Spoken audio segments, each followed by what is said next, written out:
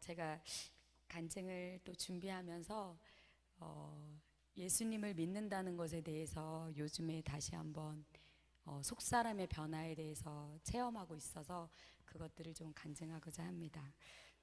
제가 오랫동안 30년 넘게 초대교회를 다니면서 육신의 삶은 많이 이렇게 훈련되어졌고 교회 중심의 삶으로 공예배를 다니면서 이렇게 신앙생활하는 모습, 겉으로 보여지는 모습으로는 잘하고 있다고 생각을 하면서 30년을 지내왔는데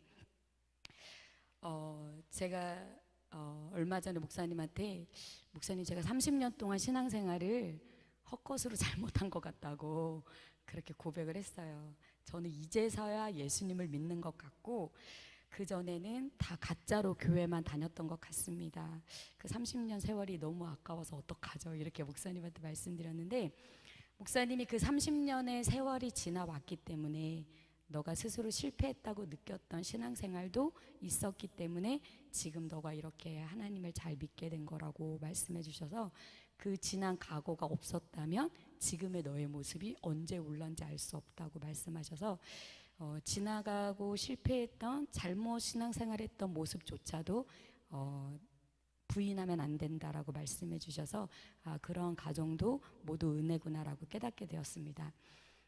제 속사람이 변화된다고 생각했던 거는 이제 2020년부터 제가 유초동부 설교를 하기 시작했고요.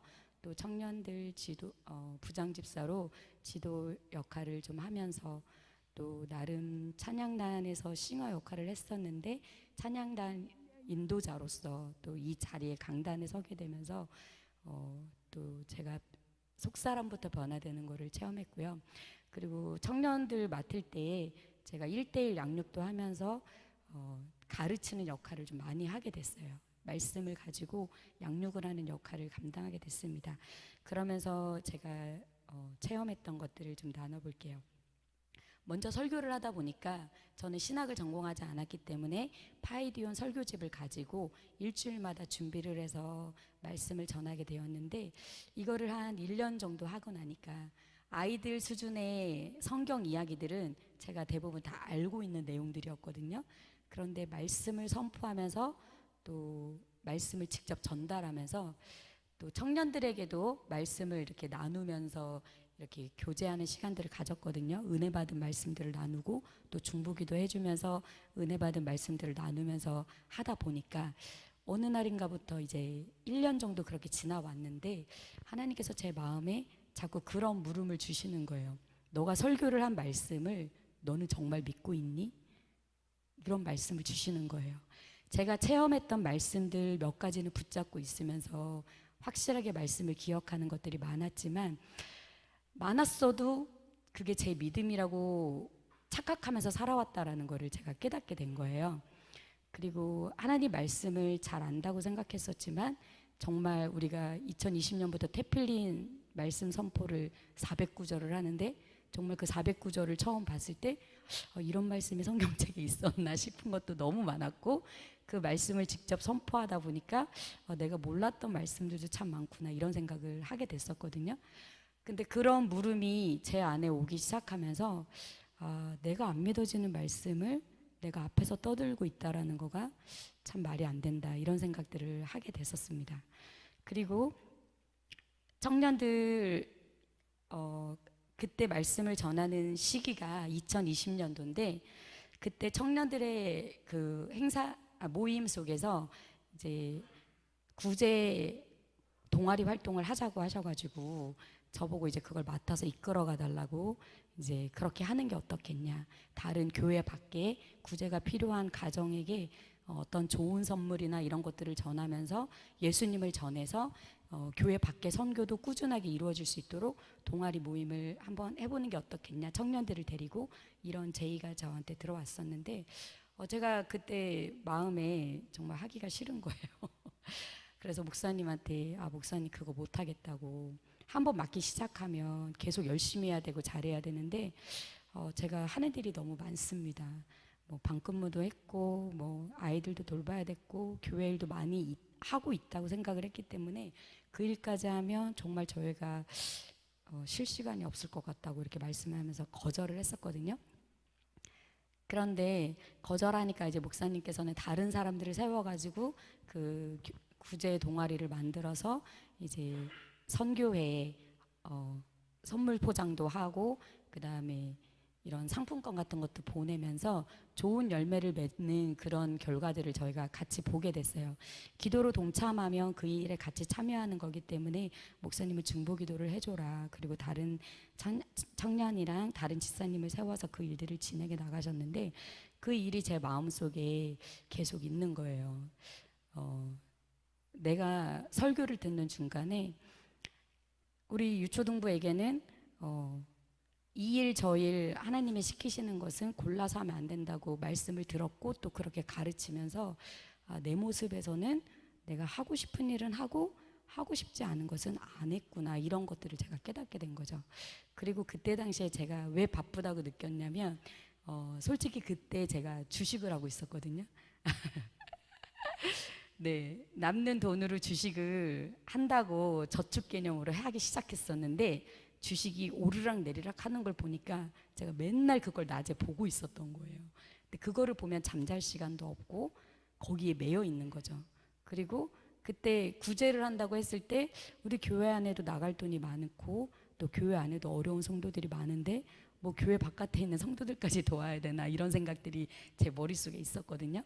그래서 나는 그 일은 하고 싶지 않다. 내 신앙의 기준으로 그 일에 동참을 못하겠다, 이런 마음으로 제가 거절을 했었는데 그 일을 하고 나서도 마음에 그 생각이 계속 나는 거예요. 너가 하고 싶은 것은 하고 있고 하기 싫은 것은 안 하고 있구나, 이런 생각이 제 마음속에 계속 있는 거예요. 그래서 어느 날 기도하는데 하나님께서 그 부분에 대해서 저를 회개시키시는 거예요. 모든 것은 다 하나님 거라고 고백하면서 너가 구제하는 것에 아까워하고 너의 돈이라고 생각하고 그 돈을 빚 갚는 데 쓰려고 애쓰고 조금도 다른 사람에게 나누려고 하지 않는 그런 마음들을 저에게 깨닫게 하시면서 또 이렇게 주식 이렇게 오르락내리락 하는 거 쳐다보고 있는 그 모습을 기도하는데 보여주시는 거예요.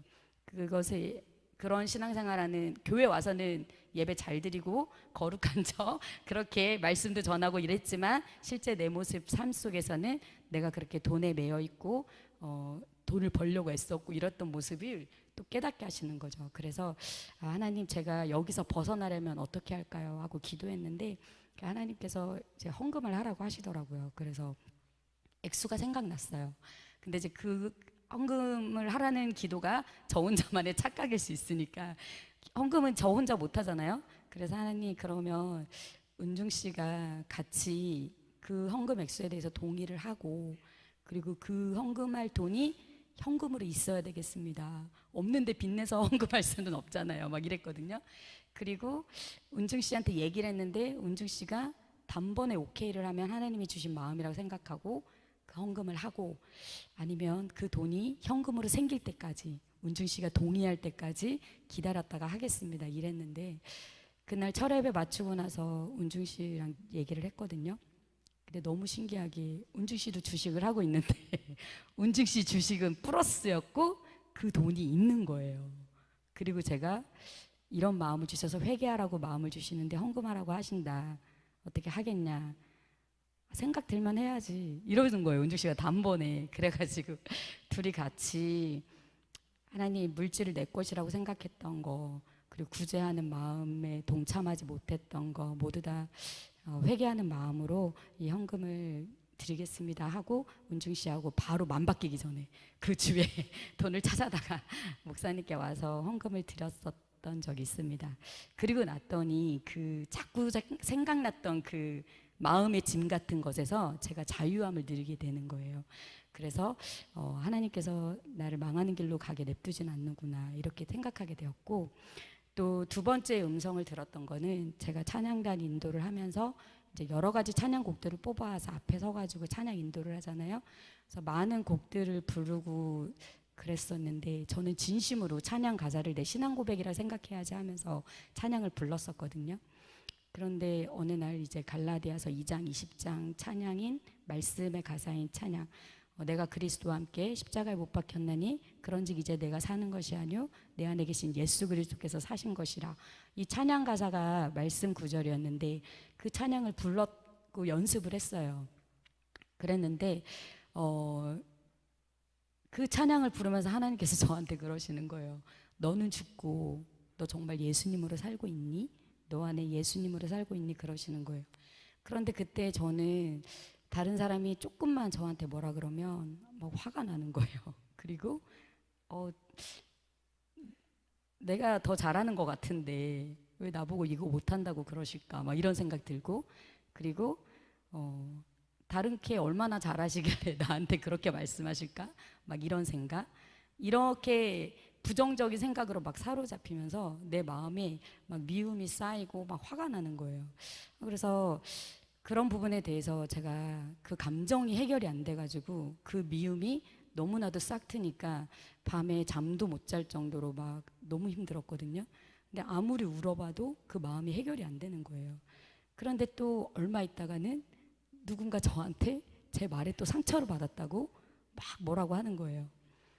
나는 그런 의도로 말한 게 아닌데 나한테 상처받았다고 어떻게 그런 의도로 말씀하실 수 있냐 이러면서 누군가 저한테 또 막 그러는 거예요. 이게 뭐지? 이런 생각을 하면서 내가 누군가로부터 상처받았다고 생각하면서 그 사람을 너무 미워했는데 나 역시 다른 사람한테 그렇게 하고 있었던 거예요. 말이라는 걸로. 근데 모든 말이라는 게 나는 그런 의도로 말하지 않았지만 상대방이 그렇게 받아들인 거면 그게 상처가 되는 거잖아요. 근데 나는 내가 받는 입장이라고 생각을 했고 남들한테 잘한다고 착각을 했는데 다른 사람이 또 저한테 상처를 받았다고 막 울면서 화가 나서 견딜 수 없다고 막 이렇게 얘기를 하니까 제가 이 상황을 어떻게 해야 되지? 하고 또 하나님한테 기도하기 시작했어요. 근데 기도하는데 하나님께서 갈라디아서 2장 20장 찬양을 생각나게 하시면서 너가 죽고 예수로 살고 있는지, 너의 마음에 예수님의 사랑이 있는지 물어보시더라고요. 그래서 하나님 정말 저는 죄인이고 제가 교만해서 다른 사람들을 판단하고 내가 상처받았다고 하는 것 자체도 나의 교만이고 내가 남들한테 상처를 안 줬다고 생각하는 것도 나의 교만이구나 이런 생각을 했어요. 그래서 남의 말을 한다는 것이 우리 테펠리 말씀에도 나오지만 남의 말을 하기를 좋아하는 자는 별식과 같아서 뭐 이런 말씀 있잖아요. 그런 것들이 생각나면서 말이라는 거가 굉장히 조심스럽게 해야 되고 사람을 죽이기도 하고 살릴 수도 있겠다 하는 그런 것을 깨달으면서 하나님 제가 신앙생활 하면서 앞에 선 자로서 너무나도 많은 것들을 잘못하면서 살았는데 그걸 제가 몰랐던 거죠. 모르니까 그런 죄를 짓고 깨닫지 못했기 때문에 그게 죄가 아니라고 여기면서 살아왔고 아무 말이나 막 생각나는 대로 막 그렇게 하면서 살았다는 것을 굉장히 회개하는 시간을 또 가졌었습니다.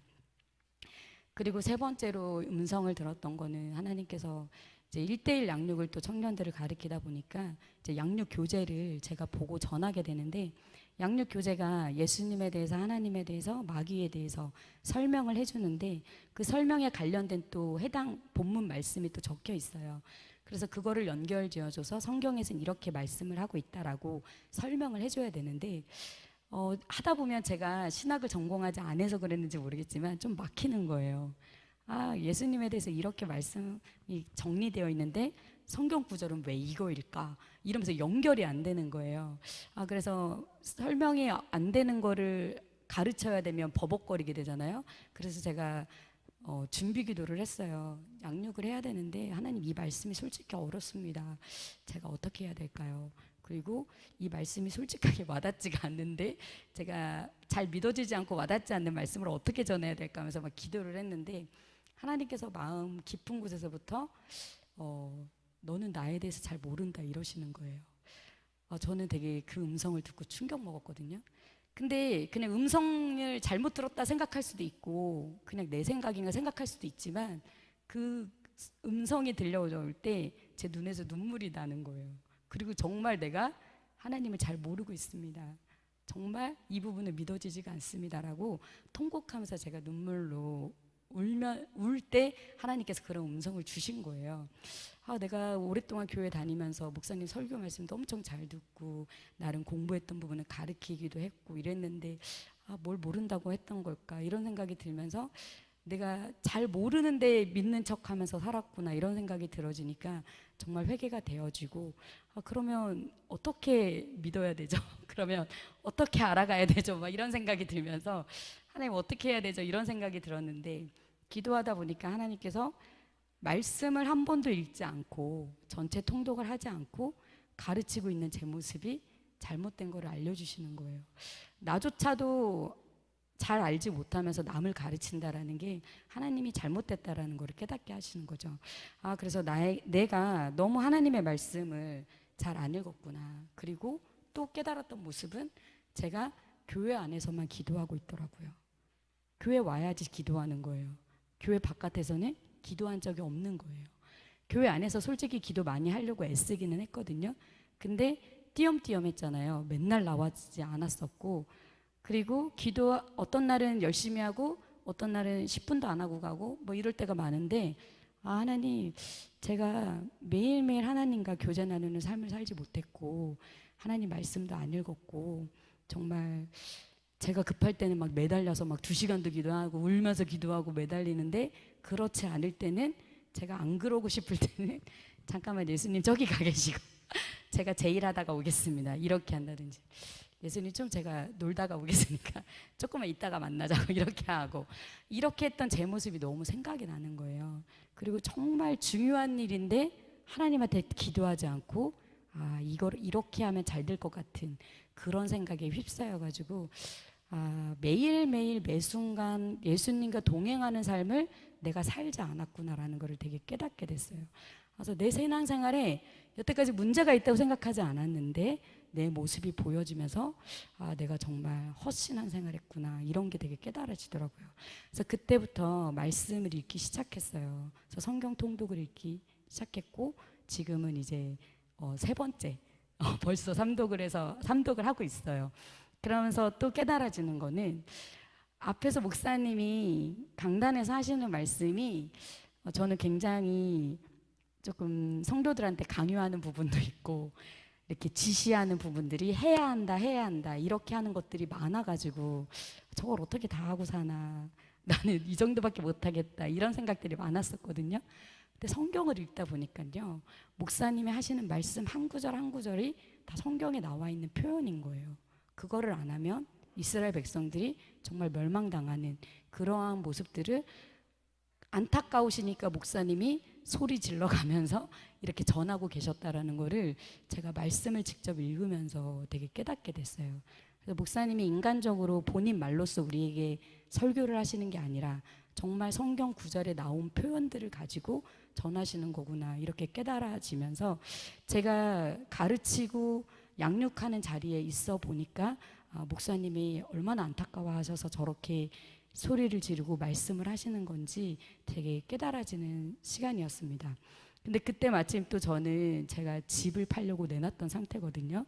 그러면서 집이 겉으로는 차액을 많이 남겨서 빚도 갚고 교회 헌금도 많이 해야지 이거였는데 제가 집을 내놓고 잘 팔리게 좋은 가격으로 잘 팔리게 해달라고 막 기도를 하고 있었거든요.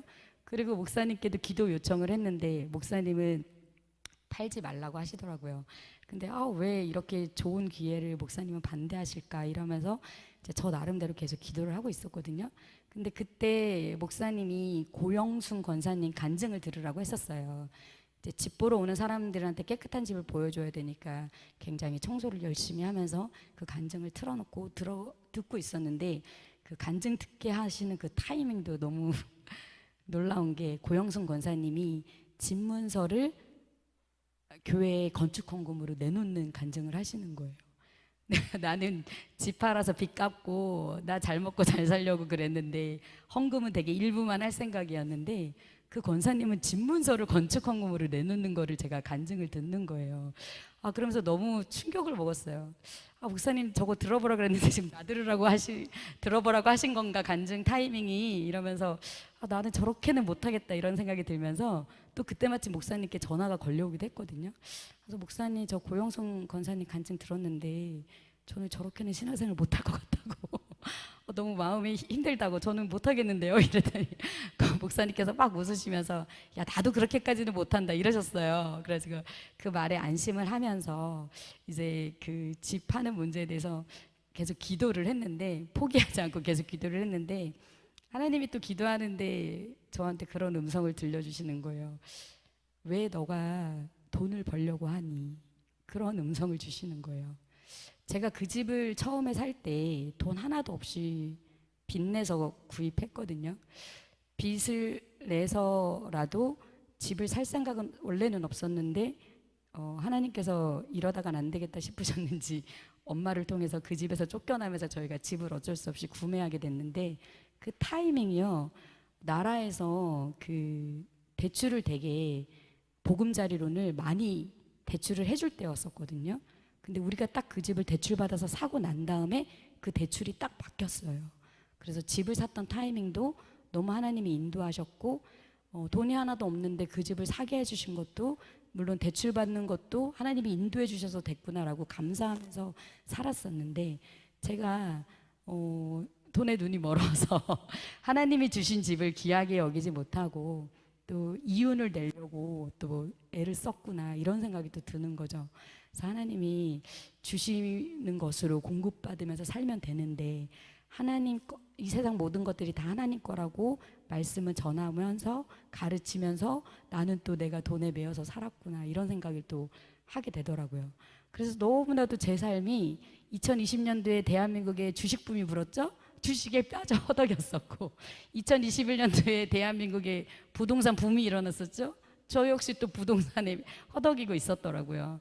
그래서 세상 풍조에서 휩쓸려 살았구나, 구별되게 살지 못하고 내가 그렇게 거기에 똑같이 매인 삶을 살았구나, 이런 생각을 제가 그때 또 기도하면서 하나님의 음성을 듣고 또 깨닫게 됐어요. 그러면서 계속 태필린 말씀을 선포할 때 구원받은 확신의 말씀 들으면서 구원받았다라는 확신은 있었고, 또 헌신하고 있다고 생각했어요. 헌신의 말씀을 선포할 때는. 그런데 신앙 계승의 말씀을 선포할 때는 나를 통해서 신앙이 계승되고 있는가, 수평적으로나 수직적으로나 내 아이들에게도 전해주고 있는가, 이런 생각을 하면서 그 말씀에서부터 좀 막히더라고요. 그리고 그 신앙 계승을 한 사람들이 축복을 받는 그 말씀을 선포하는데, 그럼 나는 축복받는 삶으로 지금 살고 있는가, 이 단계를 돌아봤을 때 신앙 계승부터 좀 제가 막히더라고요. 그래가지고 믿지 않는 가족들을 잘 전도해야 되겠다 이러면서 제가 중보기도를 그때부터 더 열심히 매일매일 하기 시작했어요. 그래서 중보기도를 하다 보니까 사람 명수가 많아지는 거예요, 점점. 그래서 우리 가족들뿐만 아니라 교회 성도님들, 그리고 믿지 않는, 알고 있는 사회적으로 연관된 사람들까지 기도하다 보니까 정말 명수가 많아져서 진짜 100명도 넘는 거예요. 그래서 기도를 하기 시작하면 그 기도문을 내가 그 이름을 넣고 대입하는 기도를 하기 시작했는데, 그 기도가 어떨 때는 막 3시간도 하게 되고 막 이렇게 되는 거예요. 근데 기도를 오래 해보신 분들은 아시겠지만 무릎이 아파요. 한 자리에 앉아 있는 게 땀 차고, 기도를 하면 목이 마르고 막 아파오고 막 이러거든요. 그래서 어떤 날은 제가 하나님한테 전도하려고 중보기도 하는 거는 맞는데 당장 이 중보기도 한다고 뭐가 티가 나는 것도 아니고, 하나님 어떻게 좀 안 해도 될까요? 명수를 좀 줄여볼까요? 막 이랬는데, 하나님께서 또 기도하다 보니까 저에게 들려주시는 음성이, 너는 나를 믿고 행복한 삶을 살고 있는데 저 죽어가는 영혼들을 내가 너를 사랑하듯이 그들을 똑같이 사랑한다. 그런데 그들은 스스로 하나님을 알지 못하니까, 기도할 수 없으니까 내가 너에게 그 영혼들을 부탁하는 거라고 하나님께서 그 마음을 주시는 거예요. 그리고 내가 하나님을 사랑한다고 하면서 하나님이 기뻐하시는 일을 도대체 무엇을 하고 있나 생각해 보면, 정말 하나님한테 말할 수 있는 거가 중보기도밖에 말할 게 없는 거예요. 하나님 위해서 저 이렇게 다른 영혼들 살리려고 중보기도 했습니다 라고 딱 한 가지밖에 말할 게 없는 거예요. 나머지들은 다 나를 위해서 신앙생활을 하는 거지, 내가 하나님 입장에서 하나님 기쁘시게 하는 것이 무엇인가 돌아보면 아무것도 하는 게 없더라고요. 그래서 내가 말로는 하나님을 사랑한다 하면서 하나님을 기쁘시게 하는 것들은 하지 않는다, 이게 말이 안 되는구나 생각을 하면서 내가 중보기도 하는 것은 하나님을 사랑하는 거구나, 하나님이 사랑하는 영혼들을 위해서 하나님 마음을 대신해서 그들에게 복음이 전달해지기를, 영적 전쟁을 대신해 주는구나, 이런 생각을 깨달으면서 중보기도를 빠지지 않고 열심히 해야 되겠다 또 결단하면서 기도를 하게 됐습니다. 근데 중보기도를 하다 보면 제가 너무 변화되는 것을 느껴요. 기도하기 전과 기도 후에 제 마음의 상태가 변화되는 거죠. 그래서 제가 중보기도 이런 제목 속에 우리 초대교회 성도님들도 다 계시는데, 제가 기도 제목으로 감사헌금을 할 때마다 봉투에다가 써서 내는 게 교회 부흥이었었어요. 목사님이 40년 목회를 하시면서 이 자리를 지키신다는 게 너무나도 놀랍고 귀한 사역이라는 것을 옛날에는 몰랐는데, 제가 앞에서 말씀 전하는 역할을 해보고 태필린 말씀을 일주일에 한 번씩이라도 맡아서 하다 보니까 그날 내 감정이 어떠하든지 나에게 무슨 사건이 있었든지 이 자리에 서서 하나님을 찬양해야 되잖아요. 성도님들한테 하나님 사랑을 전해야 되고 하나님이 살아계신 걸 전해야 되잖아요. 근데 예를 들어서 내가 막 누구랑 싸우고 열받아 있는데 이 자리에 서서 하나님을 사랑하고 하나님 말씀을 전한다라는 게 너무 어려운 거라는 거를 제가 태필린 말씀을 인도하면서 깨달았거든요. 그래서 이 자리 같은 시각을 지켜나가면서 말씀을 선포한다라는 게 얼마나 힘이 드는지, 내가 죽어지지 않고는 그 말씀으로 내 감정과 생각과 의지가 변화되지 않고 이 자리를 지킬 수가 없구나, 이런 걸 깨달으면서 목사님이 정말 너무나도 훌륭하신 주의 종이시라는 것을 제가 굉장히 이 역할을 해보면서 깨달았거든요. 그러면서 목사님이 항상 초대교회에 비전을 갖고 계시잖아요. 살아나는 교회, 살리는 교회. 그래서 저도 그 목사님의 비전이 이루어질 때 그 옆에 꼭 저도 있게 해달라고 하나님한테 기도하고 있었거든요. 그래서 목사님이 옛날에 그 막 엄청난 종합운동장에서 막 말씀 선포하면 귀신이 떠나가고 성령 불 임하고 이런 성령의 역사를 막 비전으로 보셨다고 하시면서 붙잡고 기도하고 계셨다고 했는데, 하나님 그 자리에 꼭 저도 같이 있게 해달라고 막 저도 기도했었는데, 제가 초대교회가 막 부흥됐으면 좋겠는 거예요. 그런데 어느 순간 목사님이 강대상에서 우리 교회가 교회 부흥은 사람들이 많이 오는 거는 교회 확장이다라고 알려주셔가지고 그다음부터 또 헌금 목도에다 제가 교회 확장이라고 또 헌금 기도 제목을 바꿨거든요. 근데 그렇게 또 막 하다 보니까 목사님께서 어느 순간 우리 교회 성도가 많지 않고 작은 것이 얼마나 감사한지, 많으면 너무 힘들 뻔했다고 목사님께서 또 그러시는 거예요. 그래가지고 제가 그러면 한 명이라도 신앙계승을 잘 전수하는, 신앙계승의 확장이 이루어지는 교회가 됐으면 좋겠다, 이런 마음으로 제가 감사헌금 봉투에 그 기도 제목을 바꿨어요. 그래서 이 시대에 많이 사람들이 모이는 것이 중요한 게 아니라 한 영혼이라도 예수님을 잘 믿고 변화되는 것이 중요하겠다, 이런 생각이 드는 거예요. 그래서 신약 성경을 보면 얼마나 많은 무리들이 예수님을 따라다녀요. 그렇지만 예수님이 십자가 지실 때는 결국엔 예수님의 제자들도 모두 떠나게 됐잖아요. 그리고 예수님이 부활 승천하시고 나서는 정말 사도들을 통해서 복음이 전파됐던 것처럼 한 영혼 변화되고 그것이 너무나도 중요하다. 그리고 그 한 영혼이 내가 돼야 되겠다, 이런 제가 결심을 했습니다. 그래서 목사님께서 뭐를 시키시면 네 하고 나 한 사람이라도 아니요 못하겠습니다 이런 말 하지 말아야지, 이런 결단을 하게 됐는데, 근데 그렇게 하다 보니까 또 제가 좀 가부화가 오는 거예요. 그래서 다 내내 하고 맡기신 거는 열심히 하고 또 힘들어도 하나님께서 주시는 지혜로 그 일들을 하나하나 감당하다 보면 참 좋은 결과를 맺고 마음에 흡족한 결과를 주셨었는데, 이제 그렇게 하다 보니까 또 제가 어느 순간 또 제 마음에 싹 교만이 올라와가지고 저의 의가 드러나는 거죠. 나는 이것도 하고 저것도 하고 이것도 하는데 이것까지 시키시면 어떡하지?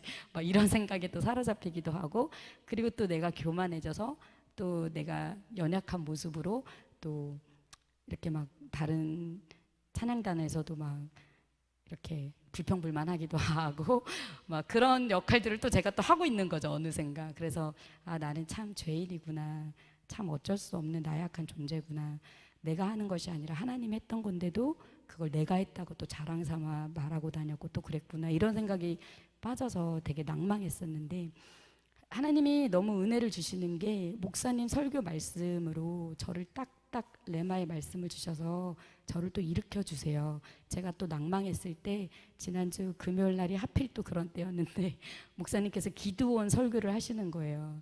기드온이 큰 용사라고 하나님께서 불러 세우시는데, 저는 정말 기드온이 나중에 이스라엘을 살리니까, 구원시키니까 아, 기드온을 정말 하나님이 택한 거구나, 이렇게 생각했었는데, 그 맨날 아는 말씀을 그때 들으면서 기드온 보고 큰 용사라고 하신 이유는 내가 너와 함께함이라, 딱 그 말씀이 뒷부분에 딱 있다라는 게 그때 또 깨달아지는 거죠. 그래서 아, 내가 하는 게 아니라 하나님이 함께 하시면 그 모든 것들은 이루시겠구나, 내가 하는 게 아니구나, 낭망할 필요도 없고 잘했다고 스스로 자만할 필요도 없구나, 이런 생각을 하게 되는 거죠.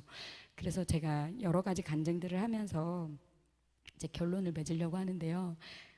신앙생활은 내 생각은 중요하지 않은 것 같아요. 하나님의 주권이 얼마나 중요한지, 내가 계획한 대로 되지 않아도 하나님이 하실 거면 이루실 거고, 또 아, 나는 저거는 안 되겠다, 저렇게 해가지고 되겠어 싶었던 것도 하나님이 이루시면 되는 거죠. 그리고 내가 막 힘을 내서 내 목에 막 핏대 세우면서 이거 이렇게 해야 돼요, 저렇게 해야 돼요, 아무리 말해봤자 하나님이 안 하시는 일이면 그건 이루어지지 않는 것인데, 제가 너무 제 목에 힘을 주고 신앙생활 하지 않았나, 이렇게 돌아보는 시간이 되었고, 이런 시간들이 쌓였을 때 다윗이 골리앗을 갑자기 무너뜨린 게 아니잖아요. 정말 혼자서 양치며 돌팔멜질로 사자와 곰을 때려 죽이는 것을 훈련하다가 골리앗이 딱 앞에 나타났을 때 쓰러뜨릴 수 있는 믿음의 고백, 만군의 여호와의 이름으로 나아간다라고 선포할 수 있었던 것처럼, 저도 많은 실패를 하고 그런 감정의 그런 또 삶 속에서 이렇게 신앙생활을 실패하는 모습들을 겪으면서 여기까지 왔지만, 이런 것들이 쌓이고 다시 하나님이 들려주신 음성을 붙잡고 또 목사님이 주시는 레마의 말씀을 붙잡고 다시 소망을 가지고 신앙생활하다 보면 언젠가 제 앞에 골리앗이 섰을 때 저도 또 무너뜨릴 수 있는 그런 믿음의 용사가 되지 않을까, 네, 그런 소망을 가지면서 간증을 마치겠습니다. 네, 우리 초대교회가 그런 훌륭한 교회가 될 거라고 믿습니다. 네, 기도하시겠습니다.